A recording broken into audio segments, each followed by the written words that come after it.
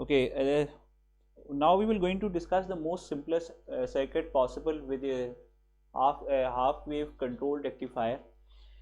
ये सबसे simplest circuit जो हम बना सकते हैं। इसमें हम थोड़ी सी वेरिएशंस देखेंगे कि हम अगर लोड वेरी करें तो क्या होता है, और फिर इसी की एक वेरिएशन जो है वो हम इसको हाफ वेव के लिए बना रहे हैं तो हम फुल वेव के लिए भी बना के देखेंगे। So let start. और सबसे जो सिंपल मैंने जैसे हमने पहले स्टार्ट किया था और जो सबसे सिंपल सर्किट बनाया था वो हाफ वेव रेक्टिफायर का था। तो अब हम यहाँ पे जो है सबसे जो सिंपल बना रहे हैं वो हाफ वेव कंट्रोल रेक्टिफायर है। और कंट्रोल रेक्टिफायर में जो हम बेसिकली चेंज करेंगे वो ये है कि डायोड की जगह हम एक थायरिस्टर इन्वॉल्व कर देंगे, वो लगा लेंगे। जो हमारे पास आउटपुट होगी वो रजिस्टर के क्रॉस लेंगे। ये सबसे सिंपलेस्ट लोड होता है जो हम पॉसिबली ले सकते होते हैं। यहाँ पे हमारे पास जो है वो प्राइमरी है and there we have secondary. ठीक है ना। अब ये बेसिकली आपके पास जो वेव फॉर्म्स हैं दे आर वेरी सिंपल। हम यहाँ पे बेसिकली साइनोसाइडल वेव जो है वो इम्प्लॉय करते हैं। This is the sinusoidal wave that we normally use, और this is omega T. Similarly यहाँ पे आपके पास जो है हम यहाँ पे लें तो यहाँ पे आपके पास वी ऑफ एम है, this is V S secondary जो आपके पास आ रही है वो अप्लाई हो रही है। इसी वेव फॉर्म के उसमें हम देखें तो जो सेकंड वेव फॉर्म आप लेंगे वो थायरिस्टर की ट्रिगरिंग लेंगे कि थायरिस्टर को आप किस टाइम पे जो है वो कर रहे हैं, और इसी चीज़ को हम फायरिंग एंगल कहते हैं। फायरिंग एंगल जो है वो नॉर्मली हम रिप्रेजेंट करेंगे, firing angle is normally represented by alpha. Alpha is the time जिस पे हम जो है ट्रिगरिंग पल्स देंगे on the gate of the thyristor. जैसे मैंने पहले भी बताया था, this is the symbol of the thyristor और this is the gate terminal, this is cathode and this is anode. तो गेट टर्मिनल के ऊपर जो है फायरिंग एंगल, ये जो अल्फा है इसके ऊपर हम जो है वो एक पल्स देंगे and that pulse will basically turn on the thyristor. Before that thyristor जो है वो टर्न ऑफ होगा। सो लेट्स सपोज अगर हम यहाँ पे देखें तो let me call this point as alpha. ठीक है, यहाँ पे आपका जीरो है, ये यू हैव जीरो जीरो। तो इस पे अल्फा पे जो है आप एक पल्स देंगे। अब इस पल्स का मैग्नीट्यूड क्या होना चाहिए? इस पल्स का मैग्नीट्यूड इतना होना चाहिए या इसके अंदर इतना चार्ज होना चाहिए कि जो आपका करंट है वो उसका जो लेवल है वो बियॉन्ड लैचिंग करंट लेवल चला जाए। थायरिस्टर का जो करंट है वो बियॉन्ड लैचिंग करंट लेवल चला जाए, ये इसका जो है मैग्नीट्यूड होना चाहिए। ठीक है, अच्छा इधर से हम इसको नेक्स्ट करते हैं। अब जो है इसी जगह से अगर हम देखें, इसी टाइम में हम देखें तो हमारा यहाँ से थायरिस्टर जो है it will start to conduct and this will continue to conduct. क्या है, अगर हम यहाँ पे देखें तो ये यहाँ तक कंडक्ट करेगा and then it will turn off. Turn off इसलिए किया है कि बेसिकली आपको अगर हम क्योंकि ये रेजिस्टिव लोड है तो इसके बिल्कुल इसी शेप का जो है हमारे पास करंट भी आ रहा होगा। And since the current will go down to zero, जैसे यहाँ पे ये पाए है, पाए पे जो है ये ज़ीरो और होगा, ये 2 पाए है। ठीक है, तो क्योंकि यहाँ पे ज़ीरो हो जाएगा करंट तो भी ये थायरिस्टर को टर्न ऑफ करा देगा। और सेकेंडली ये कि आपके पास इस पॉइंट के बाद नेगेटिव वोल्टेज आ जाएगी और वो चूँकि नेगेटिव वोल्टेज जो है वो थायरिस्टर को रिवर्स बाइस कर देगी तो वो भी थायरिस्टर टर्न ऑफ हो जाएगा। यहाँ पे इंटरेस्टिंग चीज़ जो मैं पॉइंट शेयर करना चाहूँगा कि ये जो टर्निंग ऑफ थायरिस्टर हुई है ये बेसिकली हुई है सोर्स की वजह से, जो सोर्स की नेचर थी उसकी वजह से हुई है। इसलिए इसको हम लाइन कम्यूटेशन कहते हैं, लाइन कम्यूटेशन। यहाँ पे जो टर्निंग ऑफ थायरिस्टर हो रही है वो लाइन के बिहेवियर की वजह से हो रही है, that's why it is called the line commutation. इसको आप लिख लें, ये आउटपुट वोल्टेज है और ये आपके पास आउटपुट करंट है। This is very simple. जो हमारे पास सबसे सिंपल सर्किट जो होता है single phase half wave control rectifier, we can very easily represent the output voltage. So V naught average जो हमें आउटपुट वोल्टेज मिलती है that is be represented by 2 pi 0 alpha 2 pi V M sine omega T and this is equal to D of omega T. यहाँ पे जो हमारे पास इसको हम जब प्लेस करते हैं तो हमारे पास आता है V M over 2 pi and this is equal to 1 plus cos of alpha. This is a very simple thing. इसके बाद जो है हम इसी चीज़ को जो है फर्दर जो है V naught R M S भी फाइंड आउट कर सकते हैं बाय एम्प्लॉइंग जो V naught R M S का फॉर्मूला है, and this is equal to V R M S is equal to 1 over 2 pi alpha 2 pi V M square sine square omega T D omega T by half. तो ये formula लगा के, जिस पर formula लगा के हम इसकी आरएमएस वैल्यू भी फाइंड आउट कर सकते हैं इसके आउटपुट पे जो आ रही होगी। तो ये सिंपलेस्ट मोस्ट केस है जो हमारे पास single phase half wave control rectifier में होता है। इसका जो नेक्स्ट केस है उसके अंदर जो है ये हमने रेजिस्टिव लोड के साथ किया, जिसका नेक्स्ट केस है वो इसमें रेजिस्टिव प्लस इंडक्टिव लोड के साथ है। तो if we connect a RL load तो क्या होगा, so let us see that thing as well. इसको जो है हम बेसिकली इस तरीके से करेंगे कि हम जो है यहाँ पे अब लोड पे रजिस्टर के साथ जो है वो एक इंडक्टर भी इन्वॉल्व कर लेंगे, and then we will see के बेसिकली आपके साथ आपकी आउटपुट जो है किस तरीके से चेंज होती है। तो बेसिकली यहाँ पे जो है आपने जो है प्राइमरी लगा ली और इसके साथ यहाँ पे आपके पास सेकेंडरी आ गई और इधर आपने ये लगाया। अब आपके पास जो है register and an inductor output पे लगा हुआ होगा, ठीक है।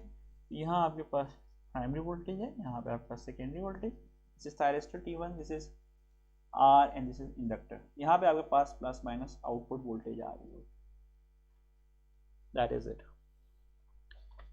सो again we will start with the simple, हमने क्योंकि मैंने पहले भी बताया था कि we are more interested in finding out the output voltages and the output current जो इसमें आ रहा है उसको हम देखना चाहेंगे। सो let us start with this thing again. Similarly start करने का ये है कि आप जो है वो सबसे पहले हुई जो है आप अपनी इनपुट जो है वो आपके पास साइनोसाइडल इनपुट वोल्टेज होगी। रेक्टिफायर्स में हमेशा ही आपकी जो इनपुट है वो एसी इनपुट जो आ रही है वही लगती है Vm। यहाँ पे आपके पास सेकेंडरी है, this is 0, this is pi and this is 2 पाई।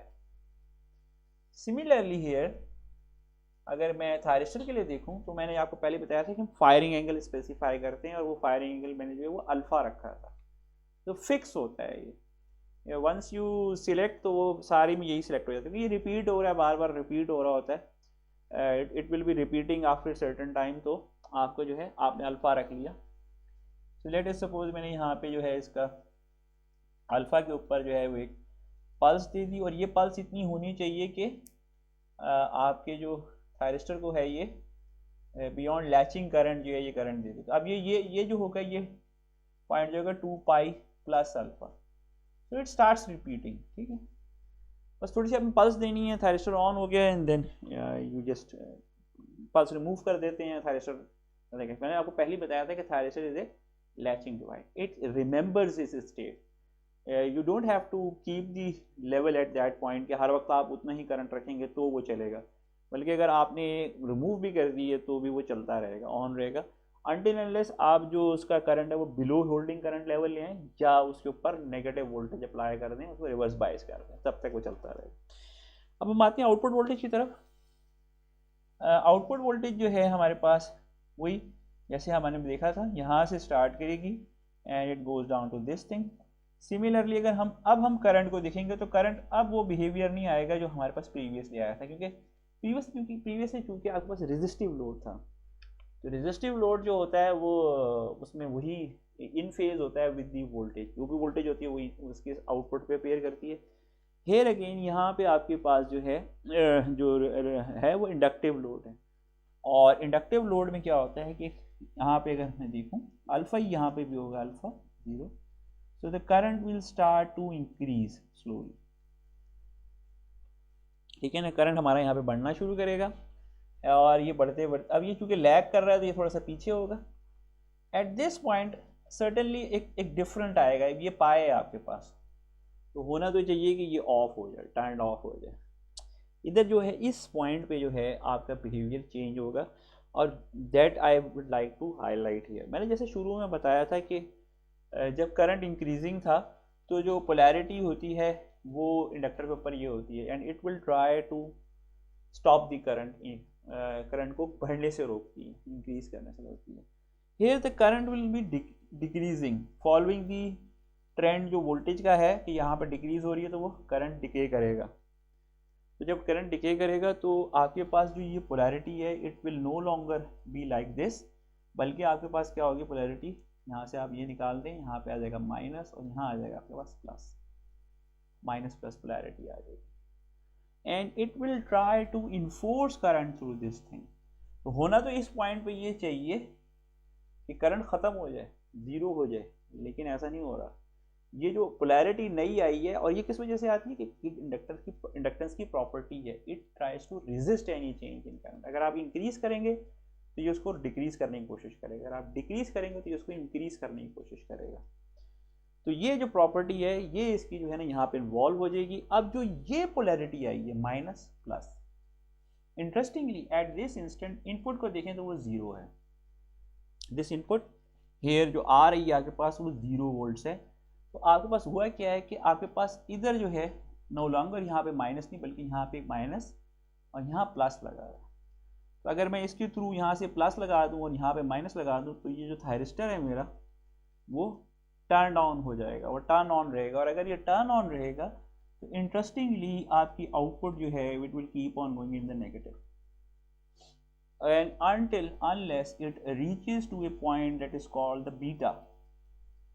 जैसे ये बीटा होगा तो जो ये करंट है, जो इंडक्टर के अंदर जो करंट था जो चल रहा था वो जीरो हो जाएगा। और जैसे मैंने शुरू में बताया था कि when the current in the inductor goes down to zero value तो थायरिस्टर जो है इट टर्न्स ऑफ, तो थायरिस्टर टर्न ऑफ हो जाएगा। और आपके पास जैसे थायरिस्टर टर्न ऑफ होगा no longer you will be getting any output at the, voltage आपकी एकदम जीरो हो जाएगी। क्योंकि वो हुआ ये कि ये जब ये ऑफ होगा ये ब्रेक करेगा तो पीछे से जो वोल्टेज आ रही थी आउटपुट पे वो आना बंद हो जाएगी और आपके पास जीरो हो जाएगा। This is what is happening here. और ये जो बिहेवियर आया this is very interesting behaviour, जो यहाँ पे आपके पास ये नेगेटिव स्पाइक आ गई है। तो अगर आप ये देखें तो यह है। सो अब यहाँ पे आप देखें अल्फा से बीटा तक कंडक्शन हुई है। तो ये डिफरेंस आता है जब आप इंडक्टर्स को इन्वॉल्व करते हैं। मैंने ये प्रीवियसली भी डिस्कस किया था, you can see the video of inductive loading on the half wave rectifier, there you can find the detail। तो वो मैं लिंक डाल दूंगा तो आप उसको देखिएगा, देख सकते हैं उस पर, वहाँ पे मैंने डिस्कस किया इंडक्टेंस का। इसके अलावा I have discussed the concept of inductance in which I have highlighted how the inductors tries to decrease the current if it is increasing and increase the current if it is decreasing। यहाँ पे current decrease हो रहा था तो उसने ये वाली polarity engage की है और इसके नतीजे में आपके पास ये नेगेटिव स्पाइक आई है। ठीक है, तो ये बेसिकली इसकी थी।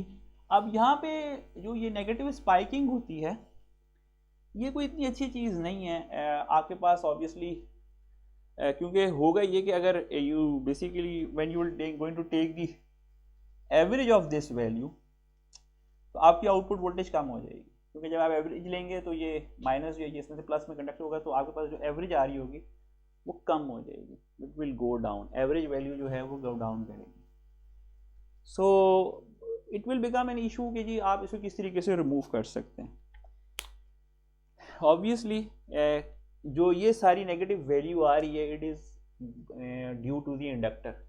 सो if somehow we can somehow if we negate the effect of inductor from this circuit तो ये जो नेगेटिव स्पाइक आ रही है ये रिमूव हो जाएगी।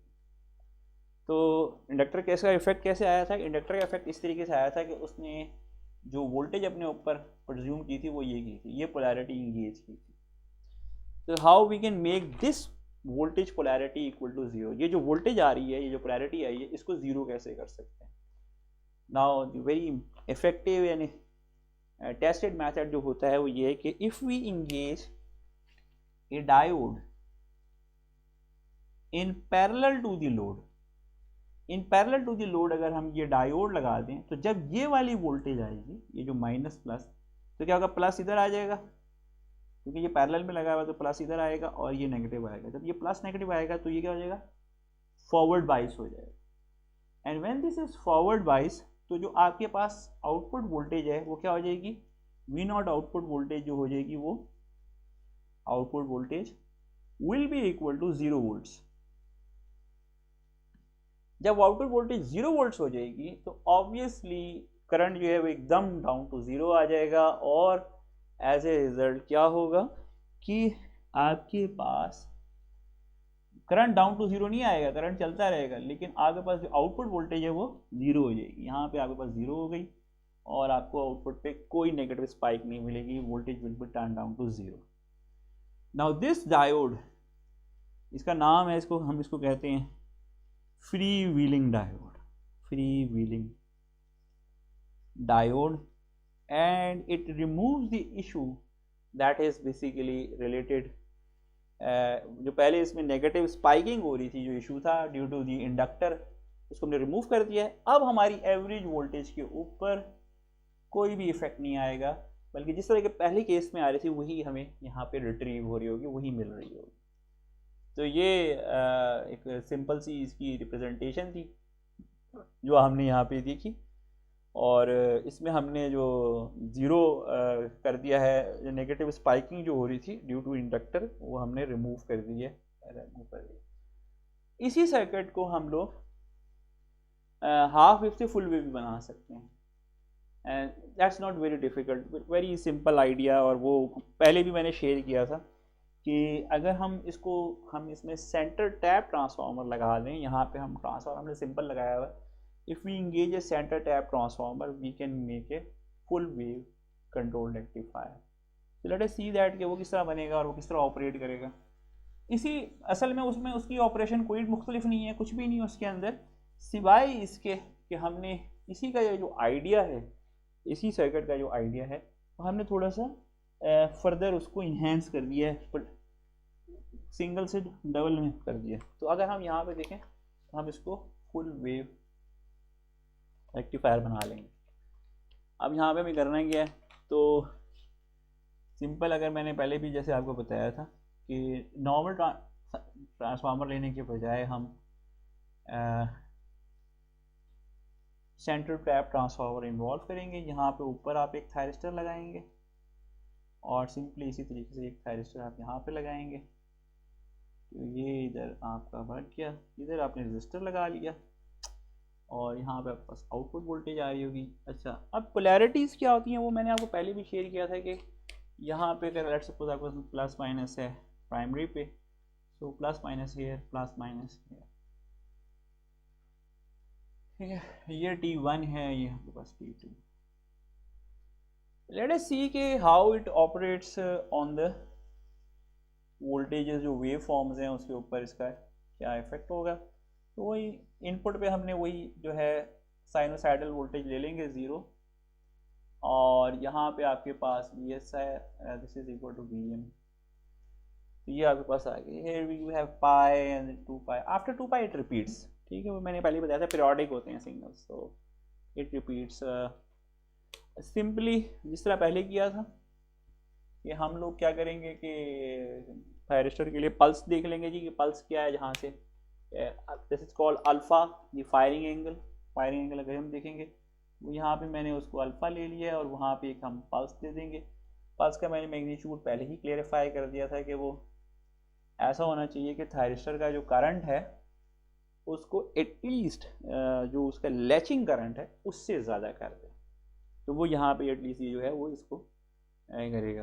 अब वही आउटपुट हमें क्या मिलेगी, पहले ही बनाई थी, यहाँ पे भी आपको आउटपुट मिल जाएगी, ठीक है।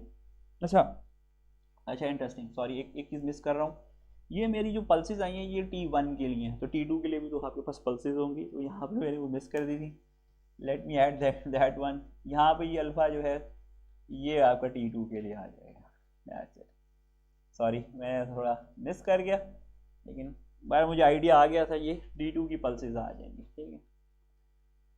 तो क्योंकि पहली हाफ वेव के लिए ये चलेगा, फिर उसके नेक्स्ट चलेगा ये दूसरा चलेगा, और उसमें होगा ये कि पहली में आपके पास ये पल्सेस है, तो अब ये रिवर्स बाइस पड़ा हुआ है, तो पल्स सिर्फ इसको मिल सकती है, यही चलेगा। जब नेगेटिव पल्स आएगी ये वाली, तो आपके पास पोलैरिटी क्या होगी, ये माइनस प्लस, ये माइनस प्लस, अब ये वाला रिवर्स बाइस पड़ा हुआ है और इसको पल्स मिलेगी फॉरवर्ड बाइस पे, ये जो मैं यहाँ पे पल्स दे रहा हूँ, ये अगेन अल्फा ही रखा हुआ है, इसमें हमने पाई के बाद अल्फा रख दिया है, तो ये इधर आ जाएगी। ठीक है, आउटपुट क्या आ रही होगी, लेट अस सी आउटपुट क्या आएगी आपके पास। आउटपुट इस तरीके से आएगी, अगर मैं यहाँ से देखूँ तो ये आउटपुट इधर आएगी, अगर मैं यहाँ से देखूँ तो ये आउटपुट इस तरीके से आएगी, तो this will be the output voltage. और सिमिलरली इसी तरीके से हमारे पास इसी शेप में हमारे पास करंट आ रहा होगा, I नॉट 0 0 0 0, इसी शेप में हमारे पास करंट भी आ जाएगा। ये जो है इस सर्किट की है। तो हम अगर हम देखें तो व्हाट वी हैव डन कि हमने एक सर्किट था उसमें ऐड कर दिया दूसरा सर्किट। ये पहले पॉजिटिव वोल्टेज के लिए था, हमने उसमें अंदर नेगेटिव वोल्टेज का सर्किट भी जो है वो ऐड कर दिया, तो वो दोनों ऐड होकर हमारे पास आउटपुट वोल्टेज ही आना शुरू हो। तो ये हमारे इसके अंदर जो है वो फर्स्ट इसके अंदर जो है लोड है, जो रेजिस्टिव लोड है। सेकेंड मॉडिफिकेशन अगर हम इसके अंदर करें तो वो क्या होगी, अगर मैं इसके अंदर जो है रेजिस्टर के साथ एक इंडक्टिव लोड भी ऐड कर लूँ यहाँ पे, let's suppose on here if I add a inductive load as well, तो मेरे पास जो है ये अब क्या होगा, ऑब्वियसली इंडक्टिव इफेक्ट की वजह से जो है करंट के ऊपर भी असर पड़ेगा और जो है आपकी वोल्टेज के ऊपर भी आएगा। तो सबसे पहली बात तो यही कि जो आपकी वोल्टेज है वो वहीं चलेगी, इस तरीके से आएगी। लेकिन यहाँ पे आके क्योंकि आपके पास इधर में अगर करंट की वेव फॉर्म बना लूँ, ये करंट बढ़ेगा और फिर ये करंट डिके होके यहाँ पे बंद होगा, तो यहाँ पे आपके पास एक नेगेटिव स्पाइक आएगी और फिर ये नेक्स्ट जो है आपके पास आएगी, करंट बढ़ेगा और फिर यहाँ पे एक नेगेटिव स्पाइक आएगी। इसके बाद अगर हम यहाँ पे देखें तो फिर ये ऑन होगा और यहाँ पे आपके पास फिर अगेन नेगेटिव स्पाइक आएगी। तो यहाँ पे अगर हम देखें तो यहाँ से करंट फिर बढ़ेगा और फिर यहाँ ख़त्म होगा और यहाँ से करंट फिर बढ़ेगा और यहाँ ख़त्म होगा, negative. So we can clearly see that output voltage, अब ये वही उसी का इन्हेंसमेंट है जो मैंने प्रीवियसली डिस्कस किया था हाफ वेव, वही इन्हेंसमेंट इसके साथ कर दी है। एनीवन कैन अंडरस्टैंड, सिर्फ जस्ट हमने पहले क्योंकि पॉजिटिव हाफ साइकिल के लिए किया था, अब हमने उसमें नेगेटिव हाफ साइकिल भी ऐड कर दी है। So we can clearly see कि बेसिकली क्या हो रहा होगा। Now you can very easily see कि मैं नेक्स्ट क्या चीज़ बताने जा रहा हूँ। मैं नेक्स्ट ये बताने जा रहा हूँ कि ये जो नेगेटिव स्पाइक आ रही है उसकी वजह से हमारी एवरेज वोल्टेज जो है वो कम हो जाएगी। तो how we can basically tackle this issue, जैसे मैंने आपको पहले बताया कि ये इशू होता किस वजह से है, क्या होता है। होता ये कि जब ये फर्स्ट इसमें ये कंडक्ट कर रहा होगा थायरिस्टर, तो आपके पास पहले तो इसके ऊपर ये पोलैरिटी होगी, आपके इंडक्टर के ऊपर ये वाली पोलैरिटी होगी। लेकिन जब ये जाएगा थायरिस्टर इस पॉइंट पे जाएगा 0 पे पाई पे, तो ये जो है पोलैरिटी चेंज कर लेगा, यहाँ पे ये प्लस लगाएगा और यहाँ माइनस। चूंकि ये इसके पैरेलल में लगा हुआ है तो ये प्लस यहाँ पे आएगा, माइनस यहाँ पे आएगा, तो thyristor will be force to be turn on because ये फॉरवर्ड वाइज हो जाएगा। और इसके नतीजे में यहाँ पे जो है ये क्योंकि ये कनेक्ट कर रहा होगा तो यहाँ पे जो एक नेगेटिव स्पाइक जो है वो अपीयर करेगी आपकी आउटपुट वोल्टेज, क्योंकि ये वोल्टेज आपकी आउटपुट पे अपीयर कर रही होगी, तो ये नेगेटिव स्पाइक आना शुरू हो जाएगी इधर से। So what happens next is if we somehow remove this negative spike, तो ये हमारा मामला सॉल्व हो सकता है। And how we can do this thing, that's very interesting. तो मैंने आपको जैसे पहले बताया था कि यहाँ पे आप जो है फ्री व्हीलिंग डायोड इन्वॉल्व करेंगे और उसकी जो डायरेक्शन होगी वो इस तरह की होगी। यहाँ पे देखिए जब ये प्लस यहाँ और ये माइनस यहाँ आएगा तो ये डायोड जो टर्न ऑन कर जाएगा और ये वाली वोल्टेज जो है ये 0 हो जाएगी and the current will basically flow in this loop. और आपके पास ये जो नेगेटिव स्पाइक आ रही है ये रिमूव हो जाएगी just by simply adding this free wheeling diode. तो वो नेगेटिव स्पाइक जो है यहाँ पे जो आ रही है आपके पास आउटपुट वोल्टेज में, वो आपके पास रिमूव हो जाएगी एंड एवरेज वैल्यू आपकी जो है वो फिर रिटर्न कर जाएगी जो ओरिजिनली रेजिस्टिव केस में थी, इंडक्टर के साथ भी। तो this about basically covers all of the single phase, half wave and full wave controlled rectifier with resistive and inductive load.